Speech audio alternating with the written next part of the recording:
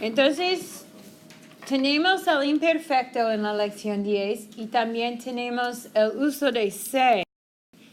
Acabamos de hacer esta actividad de vocabulario con las descripciones del cuerpo. Se usa para y se usan para, ¿no? ¿Y cómo se dice mouth en español? La boca. ¿Y para qué se usa la boca? Para hablar, ¿no? Para hablar, para comer. ¿Y cómo se llaman legs en español? Las piernas, ¿no? Las piernas. ¿Y para qué se usan las piernas? Para bailar, correr, jugar al fútbol americano, etc. Hay muchas opciones, ¿no? Y chicos, usamos usa porque la boca es singular, ¿no? Usamos usan porque las piernas son plurales, ¿no? ¿Entienden?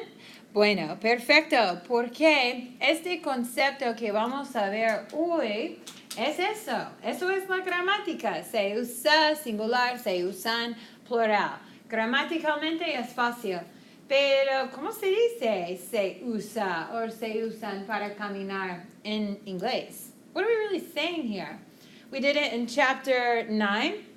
Se celebra en enero y se asocia con brindar, con champán, etc. On your chapter test that you took on Tuesday, some of you all really did a good job expressing or using this concept that we're not learning until now, formally, but I wanted you to use it in chapter 9, and I wanted you to use it today or during the hurricane for chapter 10, and then again today in class, so that you were very familiar with it before we even reviewed it, which actually is a much easier way in learning, concepts, is using them first and having a context and then dissecting them.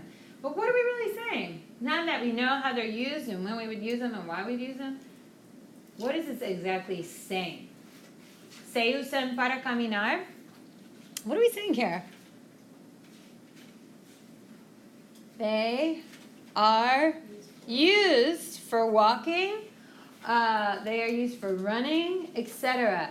So we're going to look at a couple more examples using say with verbs and figure out their meaning. Now that the grammar is pretty clear, you just, make it plural. If it's what it's talking about is plural, you make it singular if what it's talking about singular. But this concept of say is used a ton in the Spanish-speaking world. Por ejemplo, durante el huracán, ustedes vieron el video Flash Cultura sobre la guardia en Argentina, y se usa la guardia en Argentina. So what's this really saying? In Argentina, close, you're on the right track. Caroline said we use, but it's not in nosotros form, and since we're not in Argentina, we would just simply, instead of saying we use, we would say they use, right? They use la guardia, which is an important interpretation of how say is being used in this particular example, because we don't have a specific subject. We're just saying in general they use la guardia, which is one use of say that we're going to talk about momentarily. But you also see signs all over the place when you travel, and you don't want to break the rules or go to jail or get in trouble when you're abroad. So by understanding the use of say, hopefully, I'll keep you out of trouble. And you know what's going on with these signs. And why is there a say all over the place with all of these signs? You might see this. Se prohíbe fumar dentro del edificio. So what's this saying? How would you interpret it? No smoking, right? Exactly. And then we have this verb, prohíbe. What do you think this means? Prohibited, right? It's prohibited to smoke inside the building, is exactly what this is saying. Or this one, no se permitan mascotas. What's this one saying? No, yeah, pets allowed. Mascotas are pets in Espanol. You might hear animales domésticos or mascotas. So pets are not permitted, right? And notice this verb, unlike the prohíbe example previously, is plural. Se permitan. So why is there a letter N on this verb? There wasn't one on the smoking one. Because mascotas is plural, right? So again, just to reiterate the grammar, which most of us were successfully grasping in the previous activity, se usa versus se usan, we're applying that same grammatical concept to here with different verbs, different meanings, but the same grammatical construction. The interpretation, though, is a little bit different. Pets are not. Or se vende. You would see se vende all over the place if you travel to a Spanish-speaking country. Outside apartments, se alquila, which means for rent, or se vende, which means for sale. But that's how we interpret it, but that's not literally what it's saying. Se vende is house for sale, or really house being sold. Here's another one that has to do a little bit more with our chapter tema, idea. Se necesitan dadores de sangre. What's this saying? What idea, information would you gather from a sign like this if you were in a Spanish-speaking country? They need what? What is needed here? What's sangre? Blood. Muy bien. Excelente. So what about blood? They need blood donors. Sí. Dadores comes from the verb dar, which means to give. So basically, blood donors. Sangre is blood, which looks a lot like the word for the la bebida alcohólica.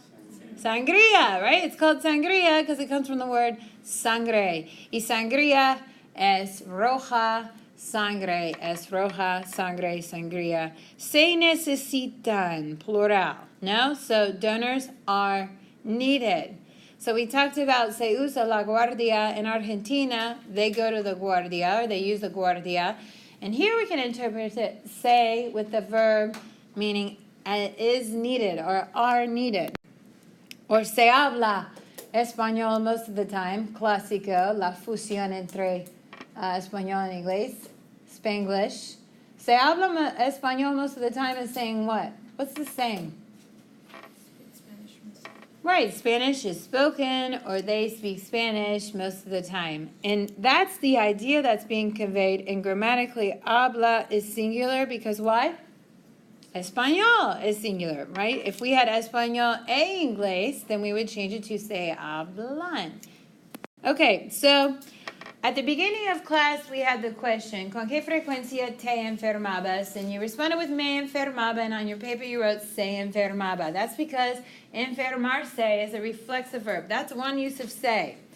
So when we see a verb that has se on the ending of its infinitive, if you look it up on word reference, or it's a new vocab word every chapter, and you see that se, it's telling you, I'm a reflexive verb. When you conjugate me, you have to use either me, te, se, nos, or se. And the pronoun that you use, including se, is going to be the same in the same form or agree with your verb conjugation, which is why we said me enfermaba. Or in the last, on our ampliación, todos los invitados se divertieran.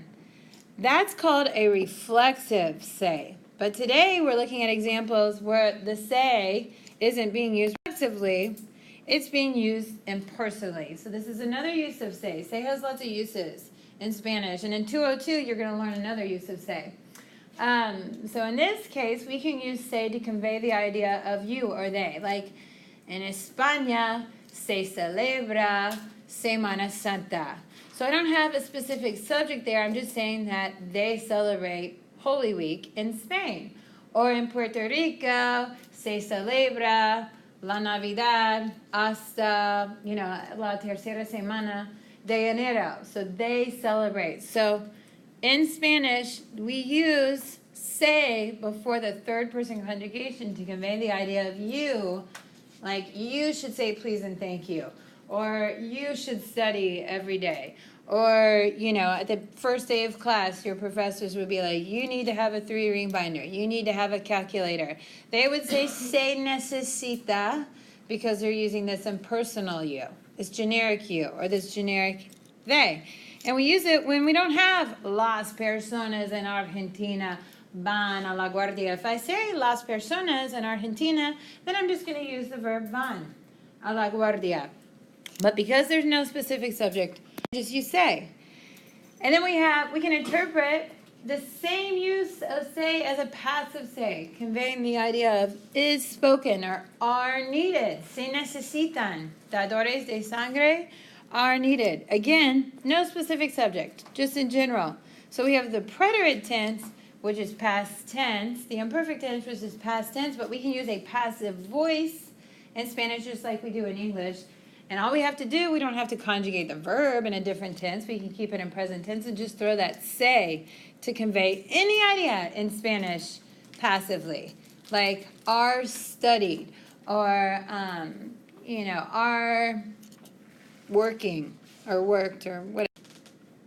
And then there's another concept called the unplanned say. And this one, actually, to me, is very comical. I find this extremely humorous as a non-native Spanish speaker and as a native English speaker. The use of say in this particular example. Se me cayeron las pastillas is conveying this idea. So basically, what are we saying here? You know I like to focus on meaning. What idea are we conveying? What happened?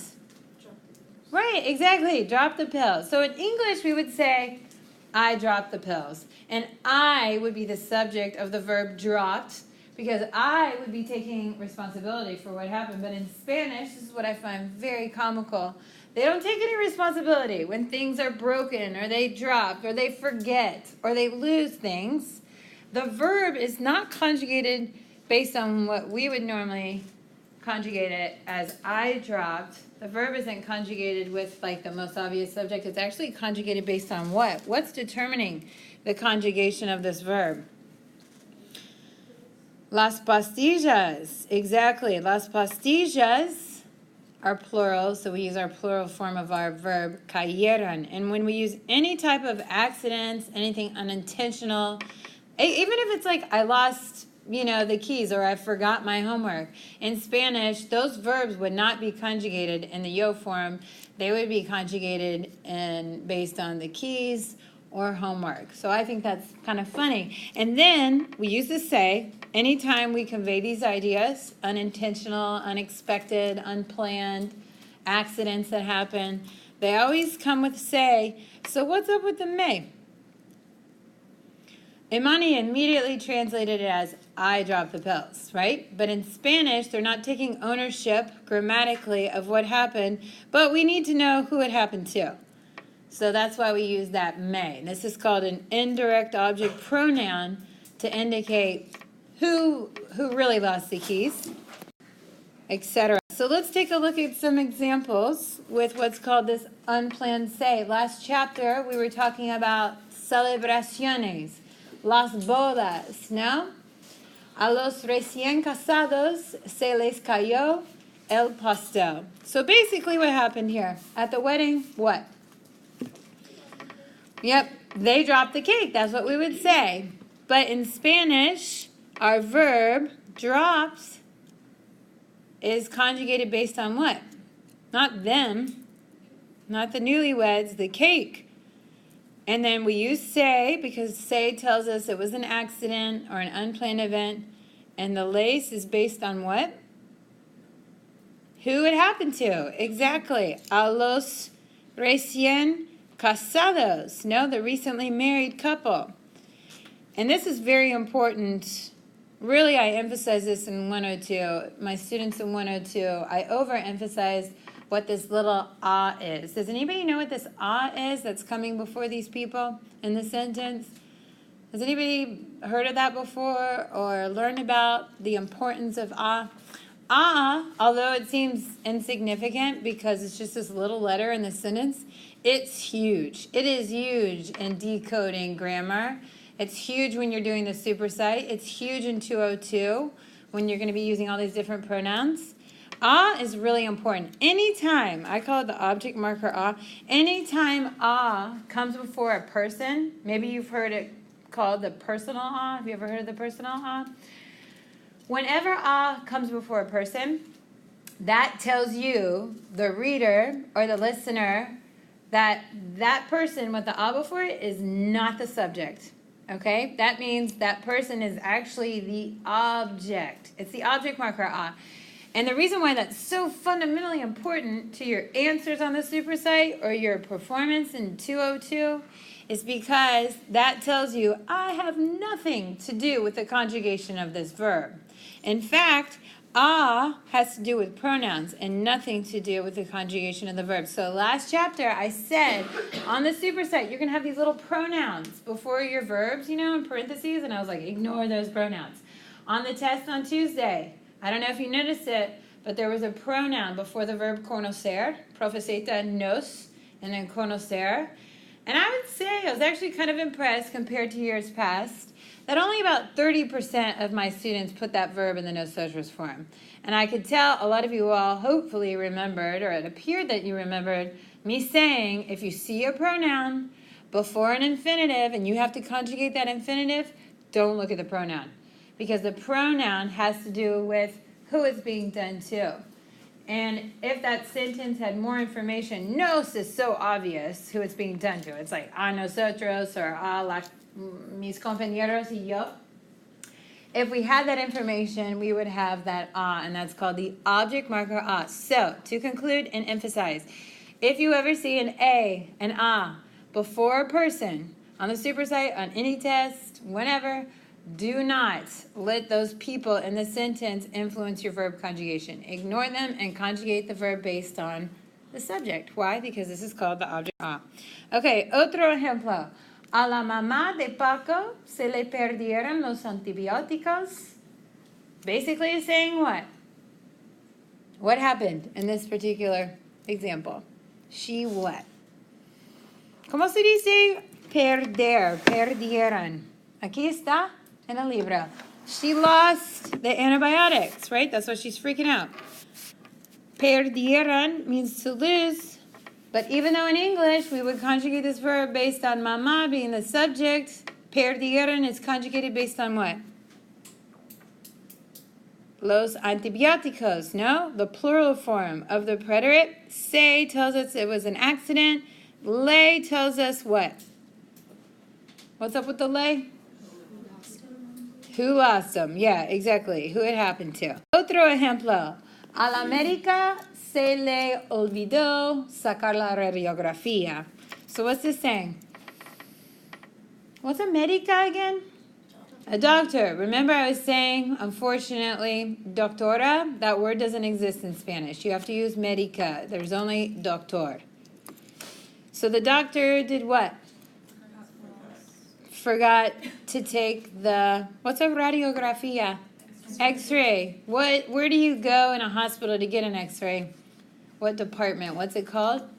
Radiology. Exactly. So radiografía is the formal word for radiograph, which refers to X-rays. Okay. So she forgot, which is why we have le, right? Se tells us it was an accident. Olvidó is conjugated in the singular form because infinitives are always singular. Sacar la radiografía. And chicos, in terms of pesos, which you'll turn in momentarily, you know how you have that language ladder list of phrases I want you to use in class? You can add this one to that list. Because if I hear you say this in context, not just randomly, like raising your hand, like, profeseta, in context and it makes sense, I'll give you 2 pesos. And this is what I'm talking about. If you forget anything, because that's what olvidó means, that singular, like your homework, your libro, your lápiz, un papel. Maybe you need to borrow a piece of paper. If you say it in Spanish, I'll give you 2 pesos. Se me olvidó. Se me olvidó el libro. Se me olvidó la pluma. Se me olvidó un papel. If you say it, you'll get 2 pesos. Or maybe it was your pesos. At the end of class, I collect pesos. Los pesos is plural, so we have to change it to the plural form instead of the singular form. Se me olvidaron los pesos, profeseta. I'll give you 2 pesos. Why? Because this phrase is used all the time. We're always forgetting stuff in Spanish. So it would be a really helpful idea for you to convey if you're abroad or if you're talking to a Spanish speaker. because you want to demonstrate that you didn't mean to. It was an accident. I'm so sorry. I forgot. Whatever. Olvidó if it's singular what you forgot. Olvidaron if it's plural. 2 pesos. Okay? Bueno.